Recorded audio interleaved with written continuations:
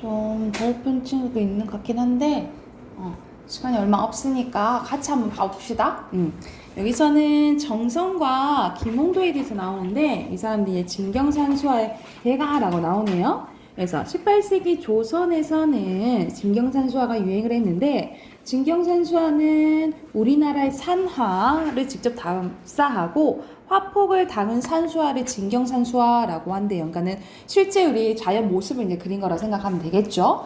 무엇보다 진경은 대상의 겉모습만 묘사하지 않고 대상의 본질을 표현한 그림을 강조한 말인데 하지만 대상의 본질에 대한 이해는 작가마다 다르게 나타났다라는 거예요. 그러면 정선이랑 김홍도가 이제 다르다라는 것을 좀 암시하는 부분이겠죠, 그죠? 이 시기의 대표적인 작가인 겸재정선은 중국의 화법인 남종 무인화 기법을 바탕으로 우리 산하를 주체적으로 그려냈는데 성리학의 깊은 이해를 가졌던 겸재는 재구성과 변형, 즉 과감한 생략과 과장으로 학문적 이상의 우리의 산하에 대한 감흥을 표현했대요. 그래서 음과 양의 조화를 화폭에 담고자 라고 했고 그 대표 중에 구룡폭도인데 이 구룡폭도에서 물줄기가 내 눈앞에서 쏟아지는 듯한 감흥을 표현하기 위해 겸재는 앞, 위, 아래에서 본 것을 모두 한꺼번에 담아냈대요. 폭포수를 강조하기 위해서 물줄기를 길고 곱게 내려 긋고 위에서 본 물 웅덩이를 과장하게 둥글게 변형을 시켰대.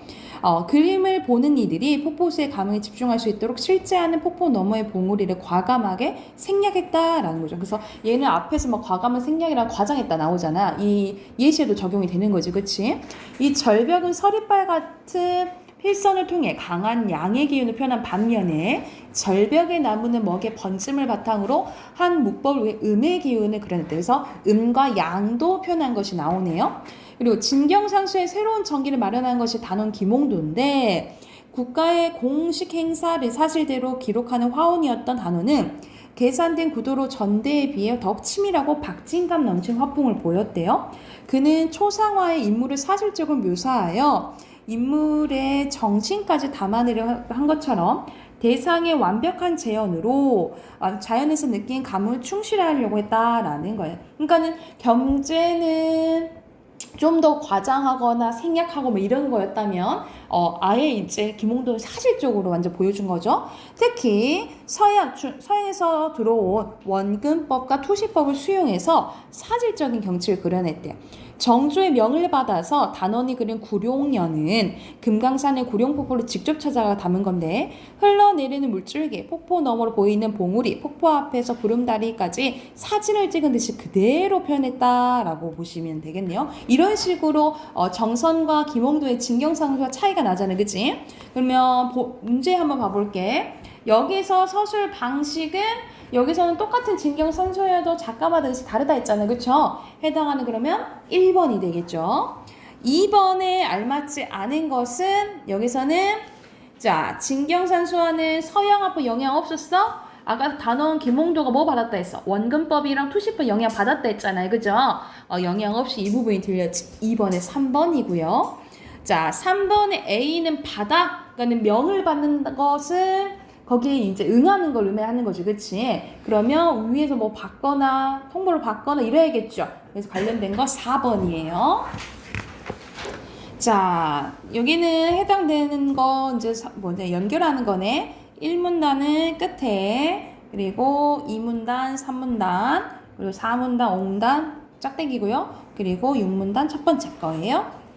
자, 빈칸 넣어볼게요. 정선부터 넣어볼게요. 순서대로 성리학, 그리고 남종 문인화, 그리고 앞, 위, 아래를 다 담았다고 했죠? 그리고 김홍도에 들어가 빈칸 화원, 사실적, 그리고 원근법, 투시법, 그리고 마지막에 생략, 과정 없이 사실대로 그려냈다라고 했어요. 됐나요? 자, 163쪽 갈게요. 어휘. 자, 1번에 감흥, 2번에 조화, 3번에 서릿발, 4번에 본질. 그리고 5번의 순서대로 전기, 박진감, 자긍심이에요. 자, 마지막 것도 하나 해봅시다. 자, 마지막에는 사진 등장 이후에 이제 그림에 대해서 나와. 근데 사진은 너무 사실적이잖아. 그 있는 그대로 보여주잖아.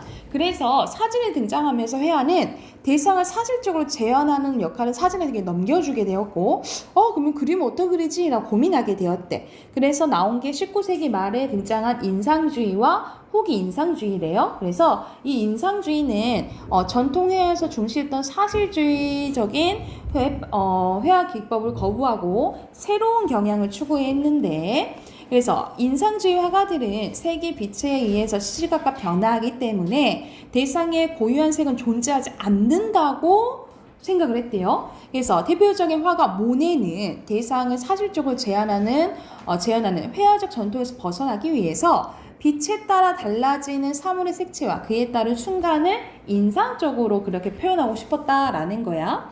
그래서 모네는 대상의 세부적인 모습보다는 전체적인 느낌과 분위기, 빛의 효과에 주목했는데 그 결과 빛에 의한 대상의 순간적인 인상을 포착하여 대상을 빠른 속도로 그려냈대요.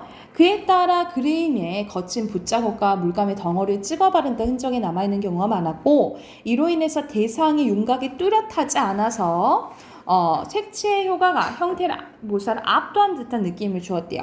이와 같은 기법은 그가 사실적 묘사에 더 이상 치중하지 않았음을 이제 보여주는 거래.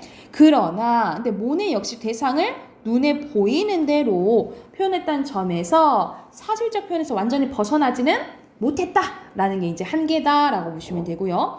후기 인상주의에서는 재현 위주의 사실적 회화에서 근본적으로 벗어나는 새로운 방식을 추구했는데 대표적인 작가가 세잔이래요. 대표적인 화가가 회화에서 눈과 두뇌가 필요하다라고 보고 이 둘은 서로 도와야 하는데 모네가 한 건 눈뿐이었다라는 거지. 그래서 사물의 눈에 보이지 않는 형태까지 찾아 표현하려고 했대요.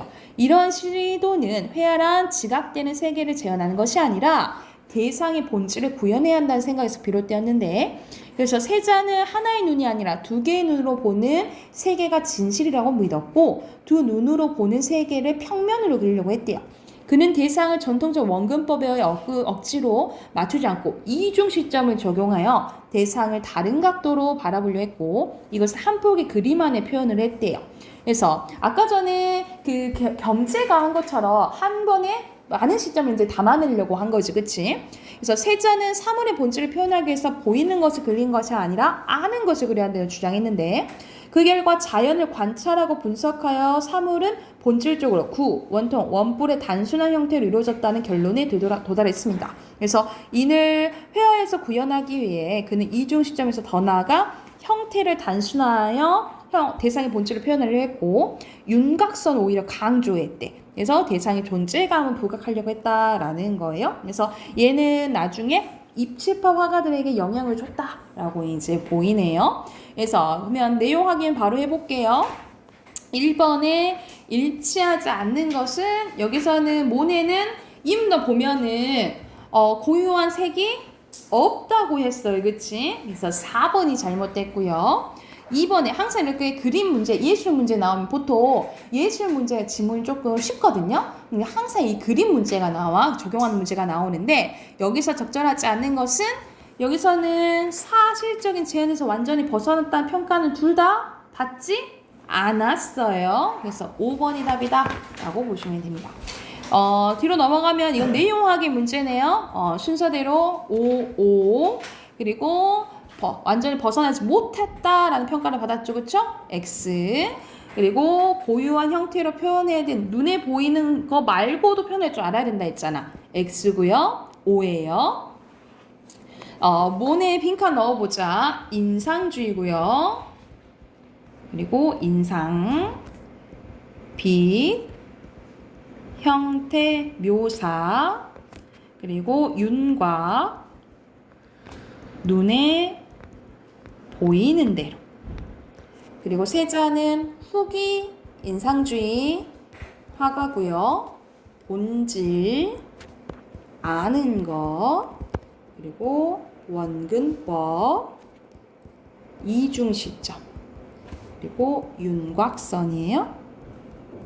그리고 마지막에 입체파 화가들한테 영향을 주었다라고 했죠. 빈칸 다 채웠을까요? 됐나요? 이제 옆에 어휘 봐볼게. 순서대로 포착, 재현, 추구, 경향, 압도예요.